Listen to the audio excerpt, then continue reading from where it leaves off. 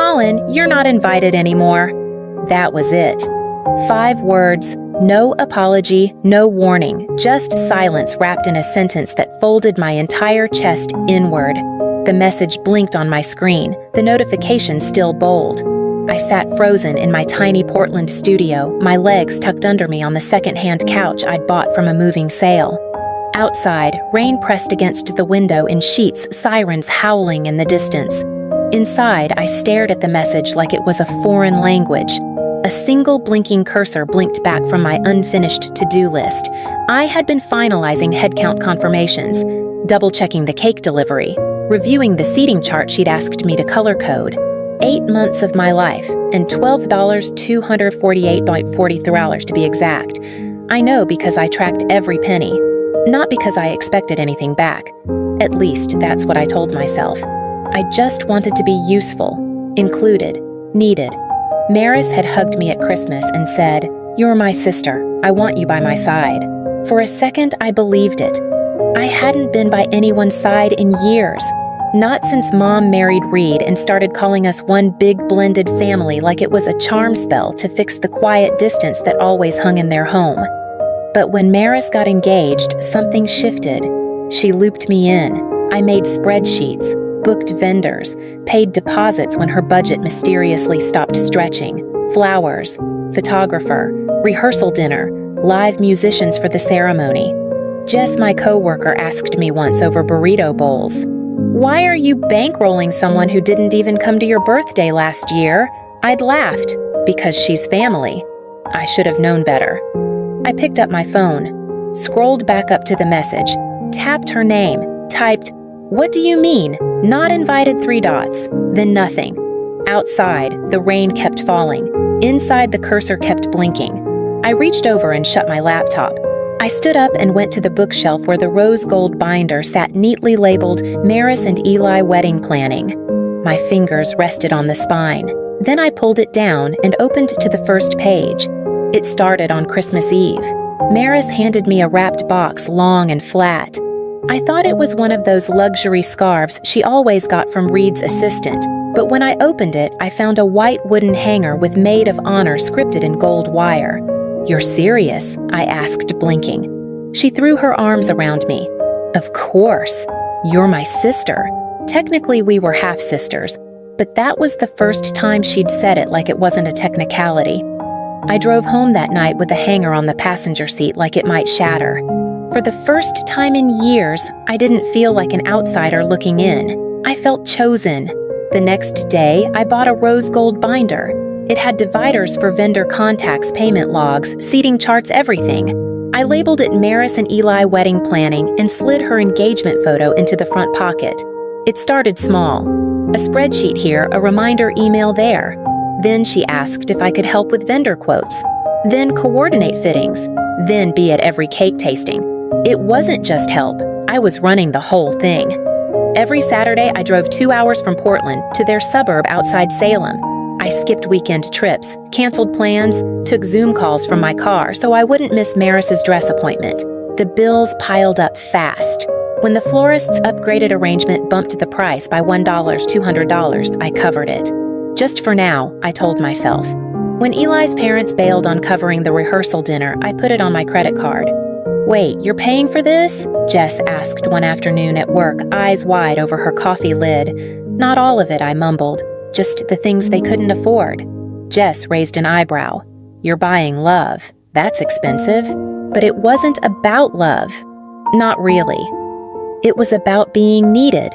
About being inside the circle for once, not orbiting around it. I didn't care about the binder's cost. It sat on my bookshelf like a trophy I'd finally earned. And I kept flipping the pages past the budget tab and into the final week's checklist where the line next to confirm RSVP list was still highlighted in yellow. 2 weeks before the wedding, the silence started. Maris stopped answering texts right away. Our usual back-and-forth questions about headcount timelines, floral pickups started going unanswered for days. I'd send 3 messages and get one-word replies. When I called, she'd answer with that syrupy tone she used with distant relatives. "Hey, Em," she'd say, using a nickname I hadn't heard since we were teenagers. "Everything's fine. Just wedding stress, you know." but her voice didn't sound stressed. It sounded like someone trying to hang up before something spilled out. Then came the bachelorette weekend. I hadn't heard anything, so I assumed they canceled it, until Instagram told me otherwise. Maris, her sorority friends, matching hats, champagne flutes, pink balloons. "Nashville, here we come," the caption read. I stared at the photo for a full minute before I noticed what was missing. Me. I messaged her trying not to sound bitter. Didn't realize the bachelorette was still on. "Oh, it's just my college girls," she replied. "Didn't want to overwhelm you with travel." I stared at the screen. She knew I would have gone. I'd driven twice the distance just to taste cakes she didn't end up picking. Still, I let it go. Told myself it was fine. Told myself maybe she needed space to balance old friendships. Then the voicemail came. "Callan, hey, we need to talk about some changes. Can you call me?" I called back immediately. No answer. I waited an hour, tried again. Still nothing. At 11:47 p.m., my phone buzzed. "Colin, you're not invited anymore." I sat there blinking, hands shaking. I texted back. "What do you mean, not invited?" "I'm your maid of honor." 3 dots appeared. Disappeared. Appeared again. "Mom and Reed think it's better if you don't come. Too much family drama lately." Family drama? What family drama? I called. This time she picked up. Her voice was clipped, almost rehearsed. "It's not my decision," she said. "Then whose is it? Mom thinks your presence might make people uncomfortable." Uncomfortable how I asked. "Because I'm single, because I live alone in the city." There was a long pause. "It's just easier," she said finally, "to keep the peace." I was quiet for a beat. "Whose peace are you keeping?" She didn't answer. The line went dead and I sat in the dark phone still in my hand, heart thudding so loud it drowned out the rain. The next morning I drove to Mom's house. I pulled into the driveway just after 6. The house looked exactly as I remembered it, neatly trimmed hedges, pale shutters, a doormat that said, "Welcome" in a font, so cheerful it felt sarcastic. When I knocked, it took a full minute before the door opened. Jenny stood in her robe, mascara smudged beneath one eye like she hadn't slept.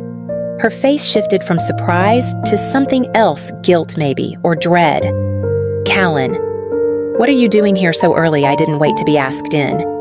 "Explain to me why I'm uninvited from Maris's wedding."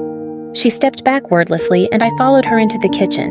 The place was spotless staged like it was waiting for a realtor. Every surface gleamed. It felt fake. We sat at the white quartz island. She poured herself coffee, not offering me any. "It's complicated," she began. "It's not," I said flatly. "You either believe I deserve to be there or you don't." She sighed, twisting her wedding ring, a nervous tick I remembered from childhood. "Reed's family, they're traditional. When they found out about your situation, they made some comments." I stared at her. "What situation?" "You know," she said softly. "Living alone, no partner, city lifestyle. It's not what they're used to." My mouth went dry. "So you're ashamed of me being single and independent?" "No," she said quickly. "Not ashamed, just nervous.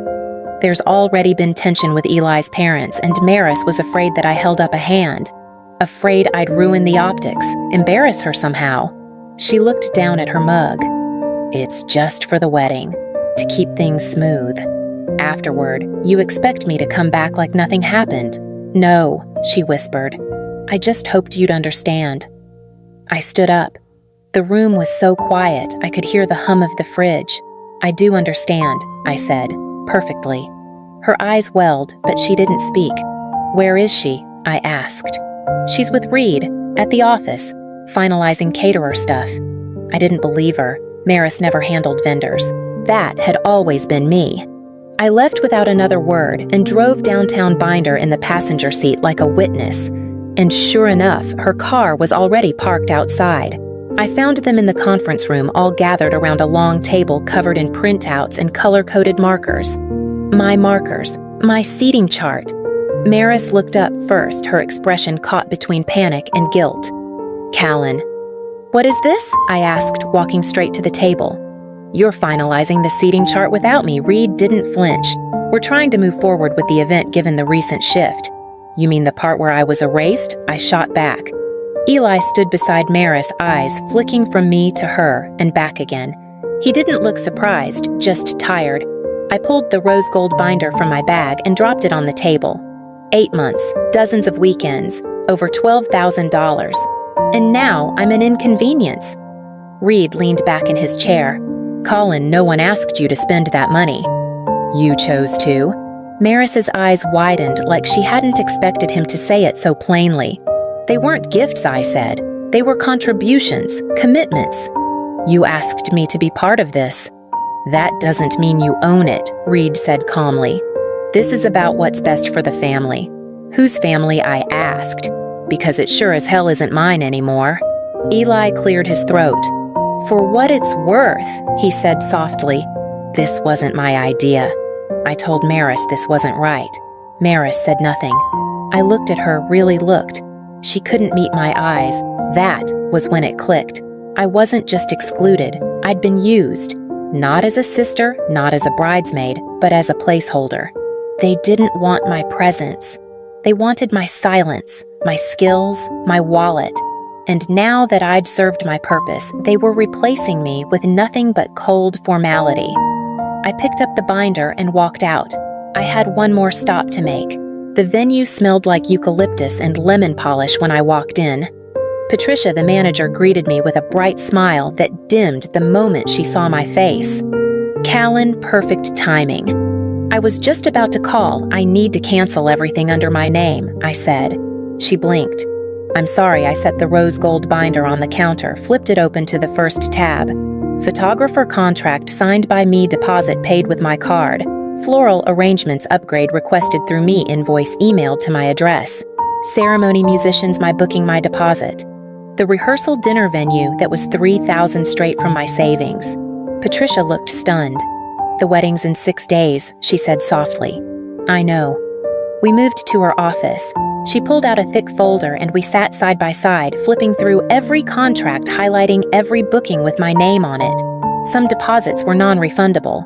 Others could be canceled with penalties. I didn't argue.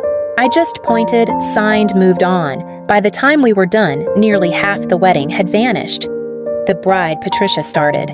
Can find replacements, I said. She just won't be using mine. My phone buzzed once as I stood. Then again. By the time I reached the front door, it was vibrating constantly. Rachel, Reed, Jenny. I didn't answer. I tucked the binder under my arm, nodded politely, and walked into the late afternoon light. There was nothing left to plan. The calls kept coming long after I stopped looking. How could you do this? You're ruining her big day. You always make it about you. Then panic. The florist backed out. The photographer says the contract's void. What do we do now? I read them once, then archived the thread. The day of the wedding came and went without me. I made banana pancakes, played the same record twice, cleaned my apartment until the floors squeaked. I didn't check social media. I didn't check anything. But later that evening, a text buzzed from a number I didn't recognize.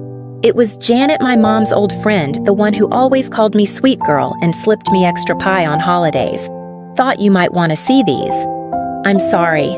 3 photos followed. Maris in a simple white dress holding a small bouquet. The flowers looked like someone picked them up from a grocery store cooler. The arch was bare. No live musicians. The chairs were mismatched. No rehearsal dinner posts, no grand celebration. Still, she smiled in every shot.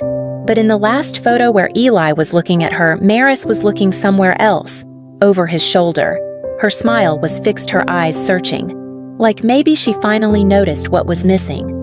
I put the phone down and poured myself another cup of tea. And when it was quiet again, I pulled the rose gold binder off the shelf, set it on the table, and opened a new tab. 3 weeks after the wedding, I heard a knock on my apartment door just after noon.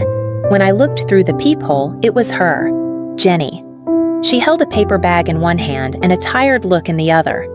You can't ignore us forever, she said when I opened the door. I can try, I replied, stepping aside anyway.